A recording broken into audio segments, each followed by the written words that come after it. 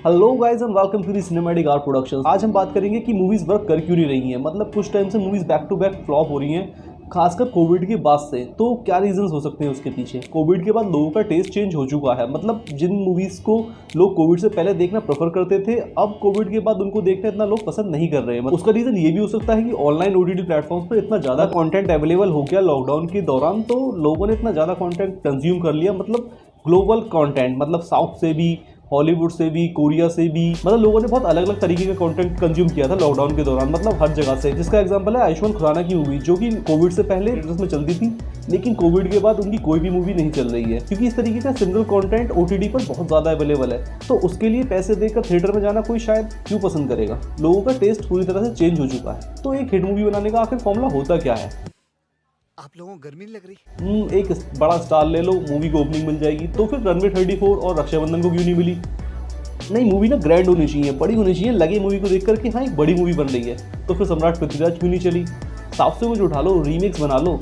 तो फिर विक्रम वेधा और जर्सी क्यों नहीं चली? यार हॉलीवुड से कुछ उठा लो, इंस्पिरेशन के नाम पर छाप देंगे। तो फिर लाल सिंह चड्ढा क्यों नहीं चली? अरे लाल सिंह चड्ढा तो आमिर खान के बॉयकॉट की वजह से नहीं चली। आमिर खान का बॉयकॉट हो रहा था, लेकिन आमिर खान का बॉयकॉट तो दंगल के वक्त भी था, फिर भी वो आज तक की सबसे बड़ी इंडस्ट्री हिट है। इनफैक्ट ग्लोबली उसका कोई रिकॉर्ड तोड़ ही नहीं पाया, चाहे वो KGF 2 हो चाहे RRR हो। तो फिर एक मूवी हिट बनती कैसे है? सबसे पहले तो मेकर्स को ना अपने सारे नोशंस को छोड़ देना चाहिए कि एक मूवी हिट होती है स्टार की वजह से। स्टार सिस्टम अब ऑलमोस्ट खत्म हो चुका है। स्टार की वजह से सिर्फ मूवी को मार्केटिंग मिल जाती है, उसके प्रमोशंस में हेल्प हो जाती है, मतलब मूवी चर्चा में आ जाती है। और वहीं कुछ कोरियोग्राफर, ट्रेंड डायरेक्टर्स को तो घर ही बैठ जाना चाहिए, जैसे अहमद खान हो गया या रेमो डिसूजा हो गया, या सेल्फ क्लेम्ड डायरेक्टर जैसे कि फराज सामजी हो गया। क्या मूवीज़ बना रहे हैं यार ये लोग? कुली नंबर 1, हीरोपंती 2, बाकी 3, 4, 5, 6, 7, क्या है ये सब? और पता नहीं प्रोड्यूसर्स किस दिमाग से इन लोगों पर अपना पैसा इन्वेस्ट कर रहे हैं।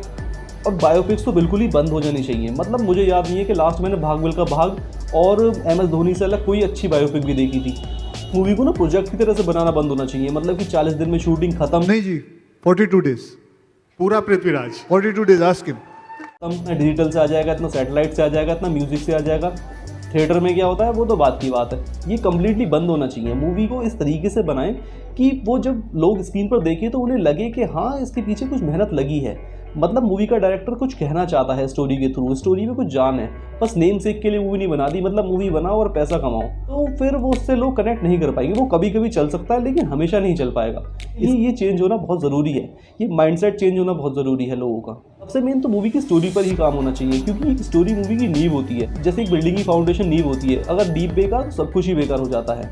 मतलब स्टोरी कुछ इस तरीके की होनी चाहिए जो दिल को छू सके, हंसाए रुलाए, मतलब एंटरटेनमेंट करे। जैसे राजकुमार हिरानी अपनी मूवीज़ को लिखते हैं या संजय लीला भंसाली अपनी मूवीज़ को प्रेजेंट करते हैं, इस तरीके से कुछ होना चाहिए। अगर ऐसा भी कुछ नहीं हो सके तो स्टोरी बनाने के तरीके में इतना दम होना चाहिए कि वो लोगों से कनेक्ट कर सके।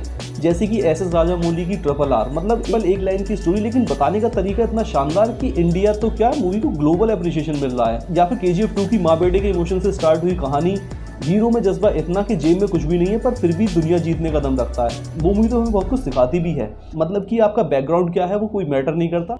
अगर लगन है, आगे बढ़ने की हिम्मत है और बड़ा विजन है तो लाइफ में कुछ भी करना आसान है। और यही लोग देखना पसंद भी करते हैं। मतलब कि एक कॉमन आदमी जो अपनी रियल लाइफ में नहीं कर सकता, वो स्क्रीन पर अपने हीरो को करता हुआ देखना चाहता है। या फिर कुछ ऐसी स्टोरीज होनी चाहिए जैसे कि मसान मूवी की सिंपल सी गाँव की लव स्टोरी, या फिर लंच बॉक्स में 2 अनजान लोगों की मोहब्बत को दिखाना, या वेकअप सिड, जिसमें सिड को कुछ नहीं पता कि लाइफ में क्या करना है, लेकिन जब अपने अंदर झांक कर देखा तो उसको तस्वीरों में मोहब्बत मिली। या बर्फ़ी मूवी का बर्फ़ी, जो बिना कुछ बोले भी सब कुछ बोल देता है। या ऊंचाई मूवी की दोस्ती, जो ये सिखाती है कि लाइफ में फ्रेंडशिप की कितनी इंपॉर्टेंस होती है।